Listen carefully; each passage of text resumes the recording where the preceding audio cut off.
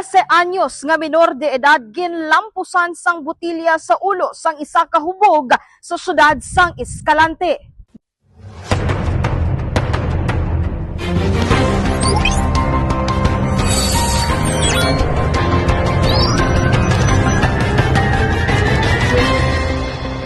Dead on arrival sa ospital ang isa ka 13 anyos nga lalaki matapos ginlampusan sang butilya sang beer sa ulo sang tinalikdan nga Martes sang gabi Mayo 26 sa bahin sang barangay Paitan sa syudad sang Escalante. Ang sospek amo si alias Toto, 29 anyos nga residente sa nasambit nga lugar. Base sa records ng Escalante City Police Station, samtang nagapungko ang biktima kag nagatambong sang vigil sa ilatupad balay, nag-abot ang sospek sa lugar nga hubog. Sa wala matumod nga rason, ginlampusan sang sospek ang minor de edad sang wala unod nga butilya sang beer sa likod nga bahin sang ulo. Gilayo naman nga nagpalagyo ang sospek apang natigayon nga naresto kahapon nga adlaw Mayo 27 sa barangay Hunob-Hunob sa nasambit nga syudad. Kasama mo sa Negros Occidental Police Provincial Office, ini si Radio Mancheng Santillana, DYHB, Tatak, Aramen.